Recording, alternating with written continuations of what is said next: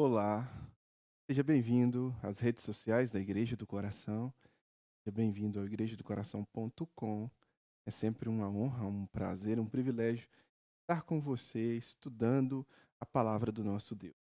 Nosso objetivo como Igreja do Senhor é sempre propagar a palavra do nosso Deus.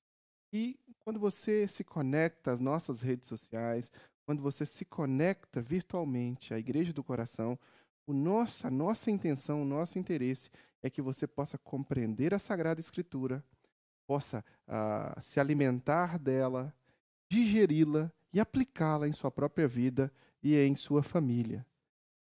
Todas as quintas-feiras, pontualmente às 8 horas, nós temos um encontro marcado para podermos juntos aprender a palavra de Deus. Você é muito bem-vindo ao nosso estudo bíblico online. Toda quinta, 8 da noite. Nós estamos caminhando aqui, neste tempo, com o livro de Atos dos Apóstolos. Já chegamos no capítulo 10. Hoje veremos a partir do versículo 1 do capítulo 10 e temos gravado para você aí na nossa timeline. Basta que você jogue a hashtag, né? O jogo da velha, mais Estudo de Atos na Igreja do Coração. Você pode clicar em cima dessa hashtag que vai aparecer para você todos os estudos anteriores e você vai poder desfrutar deles depois. Mas hoje nós estaremos aqui estudando o capítulo 10. Se você está no YouTube, basta que você siga aí a linha, né, do parte 1, parte 2, parte 3 e você também vai desfrutar se você perdeu. Hoje, capítulo 10, versículo 1, Atos dos Apóstolos. Comecemos a leitura a partir do versículo 1. Fala do centurião Cornélio. Capítulo 10 de Atos, verso 1 em diante. Havia em Cesareia um homem chamado Cornélio, centurião do regimento, conhecido como Italiano. Ele e toda a sua família eram piedosos e tementes a Deus. Dava muitas esmolas ao povo e orava continuamente a Deus. Certo dia, por volta das 3 horas da tarde, ele teve uma visão. Viu claramente um anjo de Deus que se aproximava dele e dizia: Cornélio. Atemorizado, Cornélio olhou para ele e perguntou: Que é, Senhor? O anjo respondeu: Suas orações e esmolas subiram como oferta memorial diante de Deus. Agora mande alguns homens a Jope para trazerem um certo Simão, também conhecido como Pedro, que está hospedado na casa de Simão Curtidor de couro, que fica perto do mar. Depois que o anjo lhe falou, se foi.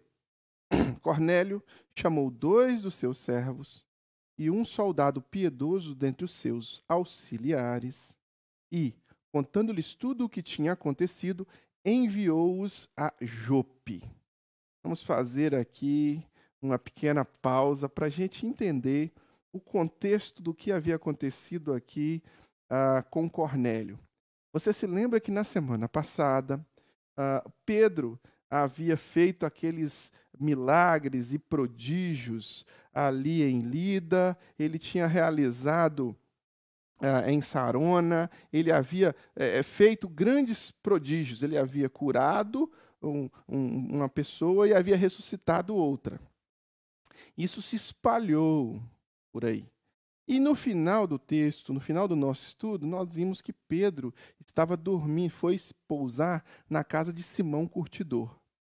Logo após, na subsequência dessa ação, a gente consegue observar que o texto sagrado inicia uma narrativa trazendo a história deste homem Cornélio. Agora, quem era este homem Cornélio?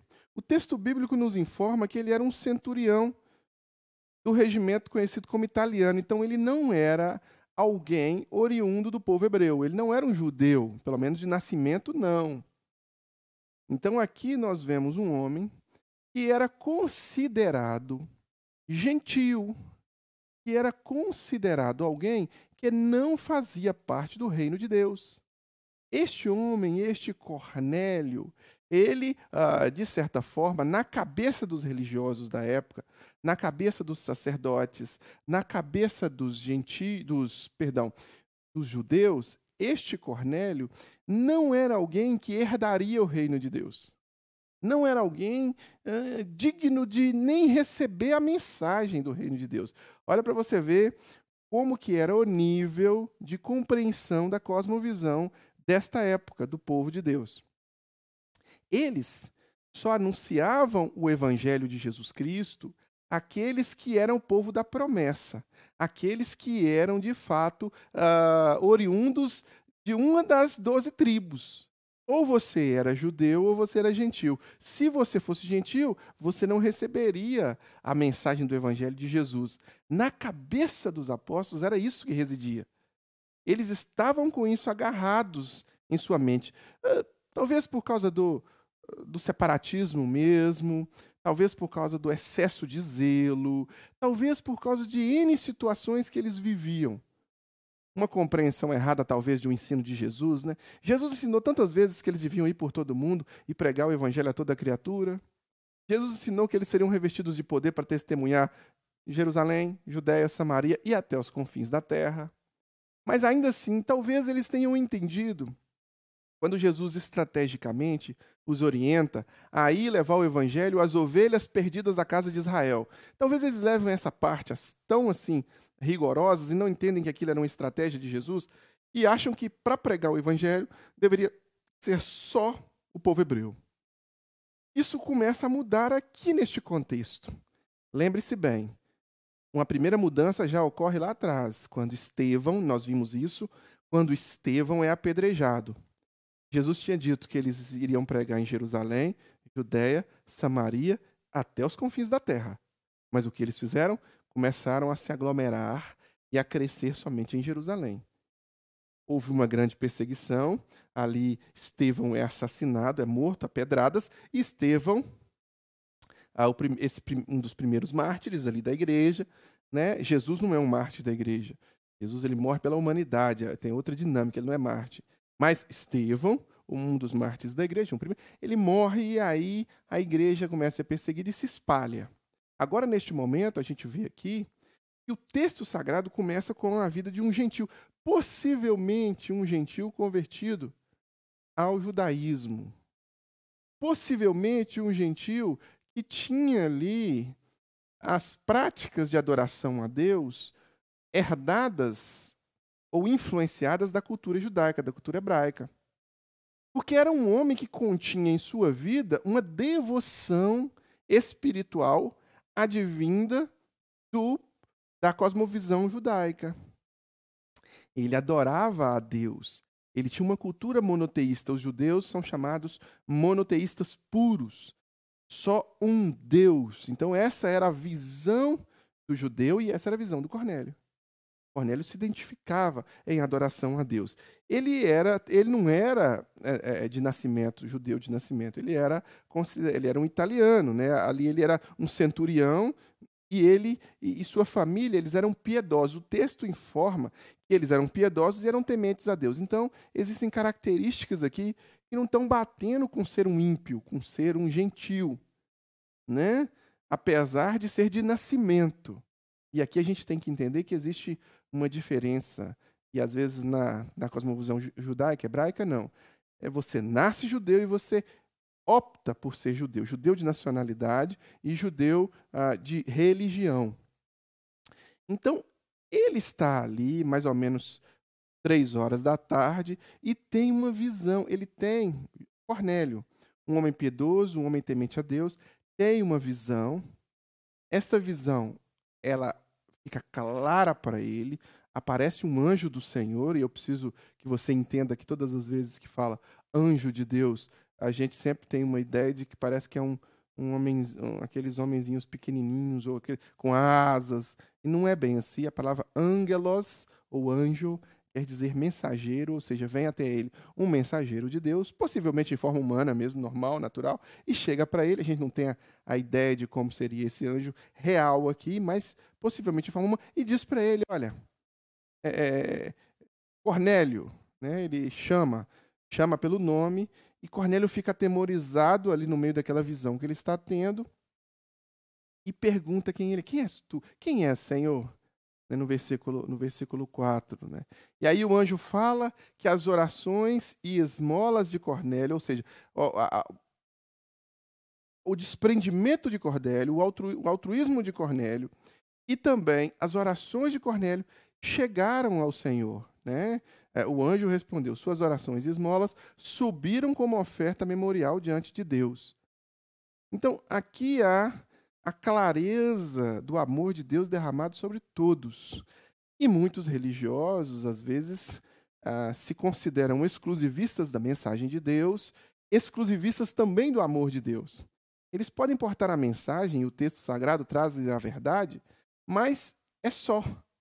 O amor de Deus não é exclusivo de um grupo religioso. O amor de Deus é derramado a todos.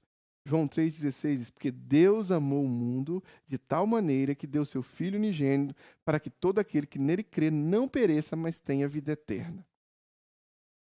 Aqui é preciso compreender claramente que nós cristãos somos portadores da mensagem do amor de Deus. A mensagem do Evangelho, ela é, de fato, algo precioso e ela é realmente ministrada, ela flui através da igreja, através do corpo de Cristo. Né? A igreja é deixada na terra para exclusivamente anunciar o Evangelho de Jesus Cristo. Mas a igreja não é portadora de exclusividade do amor de Cristo. Nós somos alvos do amor de Cristo como todos os demais seres humanos sobre a terra. Deus ama o cristão, Deus ama o muçulmano, Deus ama o budista, Deus ama o ateu, Deus ama o hindu, Deus ama o satanista, Deus ama todos indistintamente. O amor de Deus é derramado sobre as nossas vidas, independente do nosso credo religioso, independente se cremos ou se não cremos. Muito me entristece às vezes quando cristãos evangélicos se acham portadores e detentores do amor de Deus e se colocam no lugar de Deus para julgar o próximo, para apontar o dedo para o próximo e para, de certa forma, se considerar superior ao próximo. Certo líder cristão, certa vez disse, se não me engano, Moody, ele disse que evangelismo, ou seja, levar o evangelho ao outro, é quando um mendigo ajuda outro mendigo a encontrar pão. Cabe a nós humildade em relação à vontade de Deus. Preste bem atenção, cristão. Aqui no texto, um homem considerado ímpio, considerado gentil, é ouvido por Deus em suas orações. É ouvido por Deus na sua tentativa de adorar o Senhor. É ouvido por Deus no seu altruísmo e na sua partilha de recursos financeiros, quando ele divide com outros. Olha só, eu sei, é óbvio que a obra ela não é em si mesmo conferidora nem de graça nem de salvação, é o que a Bíblia diz. Mas a busca desse homem o levou a entender a verdade de Deus. Então, quantas pessoas estão ao nosso redor, quantas pessoas estão ao seu redor, perdidas às vezes em religiões que deixam elas mais confusas ou que as permitem ficar cada vez mais cegas da presença de Deus. E estas pessoas são alvo do amor de Deus. Elas estão buscando a Deus. Elas estão querendo se entregar a Deus. Porque a religião, e toda religião, é uma resposta humana à revelação divina. O homem olha para Deus e diz, Deus é maravilhoso, agora eu quero fazer alguma coisa por ele. E aí faz a religião. E aí, às vezes, a religião é torta mesmo. Como todas podem ser tortas. Mas o amor de Deus não. O amor de Deus ele é reto e ele é derramado sobre todos. E aqui Deus encontra este homem gentil na sua boa intenção do coração. É óbvio que de boas intenções o inferno está cheio. E você vai ver que na sequência do texto, essa boa intenção ela é ajustada também a uma boa compreensão da vontade de Deus. A boa intenção é juntada, é orientada pelo apóstolo Pedro ali, o bom alinhamento com a vontade de Deus. Mas Cornélio busca a Deus e ele o encontra. conforme diz o texto: buscar-me-eis e me achareis, quando me buscareis de todo o vosso coração. Assim são as pessoas que estão ao seu redor. Quando as pessoas buscam a Deus, elas podem buscar por caminhos tortos, mas Deus pode usar você para levar até essas pessoas a bússola da palavra de Deus, que vai orientá-las, porque Deus as ama também. Deus as quer também, e o desejo de Deus é que todos sejam salvos. Não se imagine ou se coloque como superior ou como exclusivo, detentor do amor de Deus, porque isso não é verdade. Se isso fosse verdade, os homens que identificariam o nascimento de Jesus não seriam homens que estudam os astros, seriam homens que estudam o texto sagrado. Os homens que estudavam o texto sagrado ficaram tão ensimesmados e distantes de Deus, doutores da lei, que eles não viram o cumprimento daquelas promessas que estavam no texto sagrado na frente deles. Mas aqueles outros homens, magos do Oriente, que observavam as estrelas, conseguem identificar com muita mais precisão. Então não se imagine que você é cristão, você é melhor que o outro, porque você não é melhor. Você é tão carente da graça de Deus quanto qualquer outro. E aquele que está do seu lado pode estar perdido nos seus delitos e pecados, perdido na sua cosmovisão religiosa distorcida. E Deus pode usar você para auxiliar esta pessoa a encontrar pão. Mas Deus está de olho nesta pessoa, derramando o seu amor sobre ela, assim como Deus esteve derramando o seu amor sobre a vida de Cornélio, este homem que tinha um desejo e uma vontade de se aproximar de Deus. Aqui Cornélio, ele recebe do anjo a orientação para buscar ali em Pedro, né? Olha, você vai fazer o seguinte, você vai pedir os seus homens para ir até Jope, lá na casa de Simão Curtidor, e você vai trazer Pedro para Pedro te orientar. Olha só, aqui há o encontro de Cornélio com Deus, mas agora a clareza vai vir quando a doutrina apostólica chegar até a mente e o coração de Cornélio. Percebem como que é? As pessoas buscam a Deus de forma atabalhoada, às vezes. E elas querem mesmo, com seus rituais religiosos, às vezes até absurdos.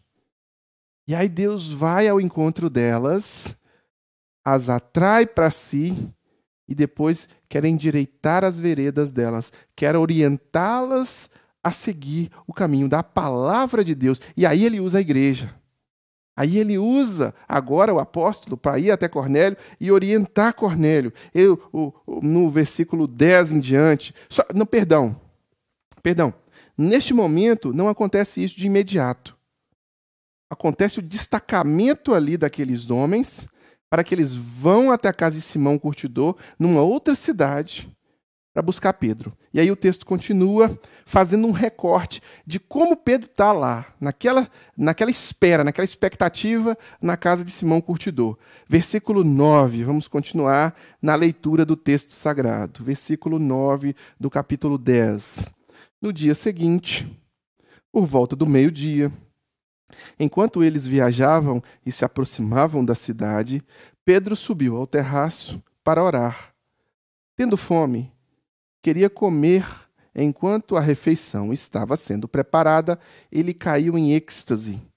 Viu o céu aberto e algo semelhante a um grande lençol que descia à terra, preso pelas 4 pontas, contendo toda espécie de quadrúpedes, bem como de répteis da terra e aves do céu.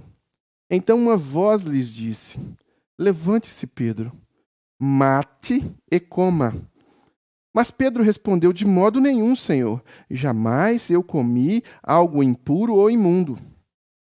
A voz lhe falou segunda vez: Não chame impuro ao que Deus purificou. Isso aconteceu 3 vezes. E em seguida, o lençol foi recolhido aos céus. Enquanto Pedro estava refletindo no significado da visão, os homens enviados por Cornélio descobriram onde era a casa de Simão e chegaram na porta. Vamos parar aqui. Vamos pensar um pouco. Enquanto aconteceu um fenômeno com Cornélio, de Deus ir ao encontro dele e enviar um mensageiro, simultaneamente, Deus também vai ao encontro de Pedro e prepara o coração de Pedro para o que estava por vir. Aqui, o mensageiro orienta que Cornélio envie os seus soldados, os seus servos, para ir até Pedro e buscá-lo. Só que, enquanto esses homens saem para fazer esta viagem, de uma cidade para outra, e na volta eles demoram mais ou menos 48 horas para chegar, enquanto eles fazem isso, Pedro está ali na casa de Simão e ele tem uma visão. Esta visão, para nós, para o nosso contexto, é uma visão estranha. E você que não tem, talvez esteja aí iniciando na fé cristã, talvez você ache estranho. Por que Pedro estava lá orando? Aí ele entrou em êxtase. Ficou doidão? O que aconteceu? Ele viu um lençol com animais? Calma. Pedro, a palavra êxtase aqui, quer dizer que Pedro ele foi retirado do foco do que estava acontecendo ali e ele ficou focado só na visão que ele estava tendo. Nós estamos no período apostólico, nós estamos no momento em que a Bíblia está sendo escrita. A Bíblia está acontecendo, ela não está por acontecer, ela está acontecendo. A Bíblia, ela não já aconteceu, ela está acontecendo. Então, dinâmicas e situações que aconteceram naquela época propiciaram a escritura, o que foi escrito. E aí Pedro tem esta visão. E a visão era muito clara. Desce um lençol, todo tipo de animal, e uma voz dizendo para que Pedro matasse e comesse. Acontece que Pedro não queria obedecer àquela voz, porque a voz estava trazendo um ensinamento que não coincidia com a prática judaica. O que Pedro não estava conseguindo entender era que aquela prática ritualística ligada à observação daqueles alimentos, ela teve um tempo, ela teve um propósito, e Deus a estava deixando clara aquela prática, usando a revogação daquela prática ritualística de questão de saúde e de alimentação. Deus estava deixando claro na mente de Pedro aquele exemplo para mostrar que o que é considerado puro por Deus, ele é purificado por Deus. Então, a ideia, a visão que Pedro tem, é que ele não deveria, em versículo 15, né, não chamar impuro aquilo que Deus purificou. Ou seja, tanto os animais como as pessoas, elas são alvo de Deus. Então aqui, Pedro recebe uma revelação clara. Tira o véu, né? O véu é tirado. E Pedro consegue compreender que não é exclusividade judaica a mensagem do Evangelho de Jesus. Não era para Pedro ser exclusivista como os judeus estavam sendo. Olha, eu vou te dizer, Pedro vai entender isso, mas a igreja não vai entender. Pedro vai entender, mas no capítulo 11, daqui mais para frente, quando a gente estiver estudando o capítulo 11, você vai ver que Pedro, ele foi chamado pela igreja para se explicar por que estava pregando para Cornélio. Um homem que era de origem gentílica. A mensagem é só nossa? É só do nosso gueto? É só do nosso povo? Não, a mensagem de Deus é para todos. E aqui, este texto que nós lemos até o versículo 18, né, 17, 18, é exatamente que Deus é aquele que ama todos indistintamente. E você percebe que no versículo 16, olha que interessante, isso aconteceu 3 vezes e em seguida o lençol foi retirado. Pedro viu a mesma visão 3 vezes. Ela teve que se repetir de forma muito intensa para aquilo ficar fixa e clara na mente daquele judeu. Ele tinha que entender que agora o odre velho, o odre antigo, estava sendo rompendo e que era preciso um odre novo. Era preciso que a compreensão de que aquela visão do Antigo Testamento, ela era um background. Ela era um pano de fundo para o que estava acontecendo e para o que viria a acontecer. Às vezes nós entendemos mal o que Deus quer para as nossas vidas, porque ficamos arraigados, muitas vezes, à nossa visão limitada e dogmática de contextos culturais religiosos que nós nos envolvemos. Você, por vezes, pode imaginar que é exclusividade sua. Algumas coisas da parte de Deus, mas não é. Como eu disse, Deus ama indistintamente. Aqui Deus deixa claro para Pedro que não era exclusividade do grupo religioso dele, o amor de Deus. Tudo bem que talvez outros grupos religiosos, na tentativa de responder à revelação divina, na tentativa de devolver esse amor para Deus, né, de dizer assim, olha Deus, nós entendemos que o Senhor nos ama, e agora nós vamos fazer algumas coisas para mostrar para o Senhor que nós também o amamos. Pode sair ali umas coisas enviesadas, distorcidas, mas isso não muda o amor de Deus. Deus continua amando. E aí Deus usa você para que essa pessoa compreenda de forma mais clara, límpida, a forma que Deus gostaria de receber aquele amor. Confissão de pecados, entrega a Jesus, santificação, adoração, amor ao próximo, e todos os ensinamentos contidos na Escritura de forma prática. Mas não a exclusividade nossa. O amor de Deus é sobre todo ser humano é alvo do amor de Deus. Pedro entende isso. Pedro capta essa mensagem, né? Versículo 17, Pedro está refletindo no significado da visão. Os homens enviados por Cornélio descobrem onde é a casa. Vamos prosseguir a leitura agora, no versículo 18. Chamando, perguntaram se ali estava hospedado Simão, conhecido como Pedro. Enquanto Pedro ainda estava pensando na visão, o Espírito lhe disse, Simão, olha para você ver, enquanto Pedro está pensando, Simão, 3 homens estão procurando por você. Portanto, levante-se e desça. Não hesite em ir com eles, pois eu os enviei. Pedro desceu e disse aos homens, eu sou quem vocês estão procurando. Por que motivo vieram? Os homens responderam, viemos da parte do centurião Cornélio. Ele é um homem justo e temente a Deus, respeitado por todo o povo judeu. Um santo anjo lhe disse que o chamasse à sua casa para que ele ouça o que você tem para dizer. Pedro os convidou a entrar e os hospedou. Então aqui há uma clareza por parte de Pedro do que Deus estava falando ao coração dele. Porque ao mesmo tempo que Deus fala a Cornélio, Deus fala a Pedro e Deus cumpre o seu propósito, tanto na vida de Pedro quanto na vida de Cornélio.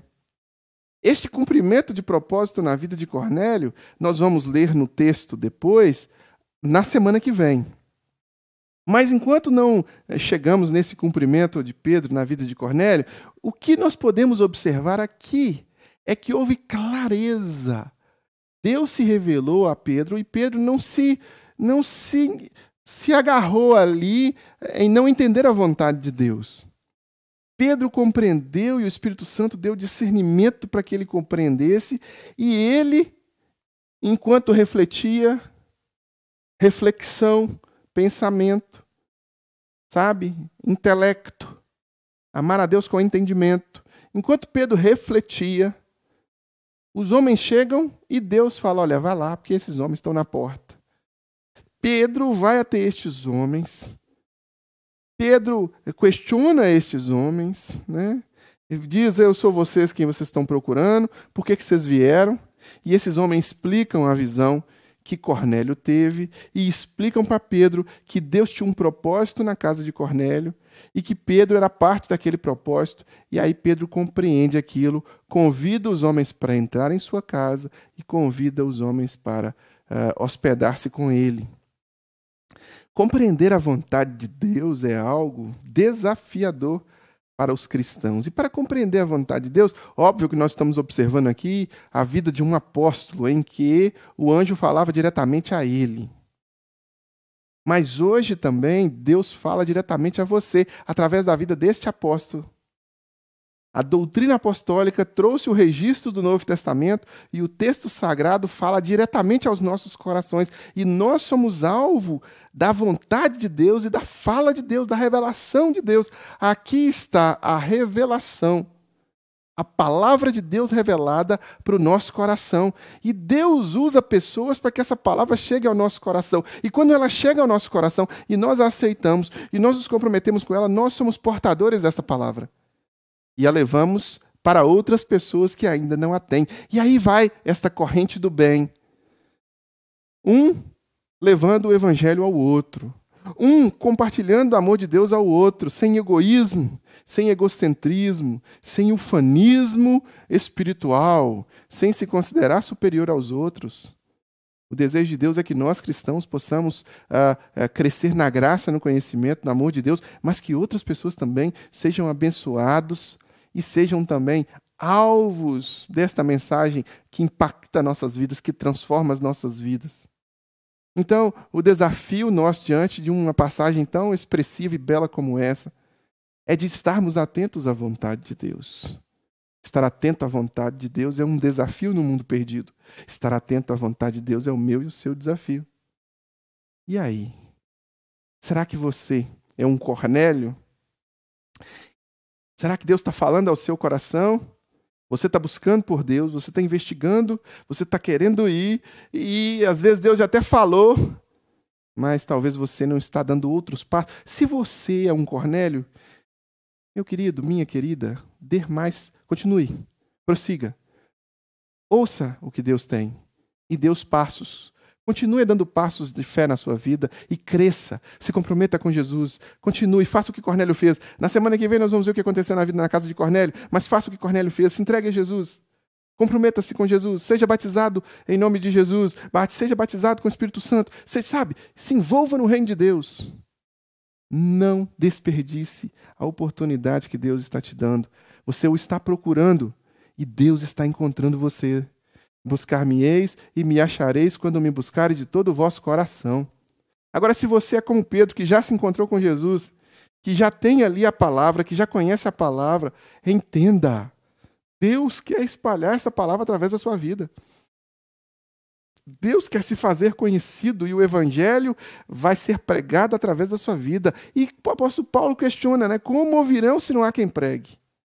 Como pregarão se não forem enviados? Você é um dos escolhidos por Deus, portador da palavra. Ah, pastor, mas eu não sei pregar, eu não sei falar. Você sabe abençoar, você sabe orar pelas pessoas, você sabe levar uma palavra de conforto, de consolo. Quantos Cornélios estão ao seu redor e Deus quer usar você na vida deles? Para de bobagem, para de mimimi e diga para você mesmo, eu preciso ter mais voluntariedade e amar mais o próximo e demonstrar o amor a Deus, pregando o evangelho, levando o evangelho. Eu entendi o evangelho, isso que eu entendi eu quero partilhar. Esse pão que eu estou comendo, eu quero partilhar com o outro também.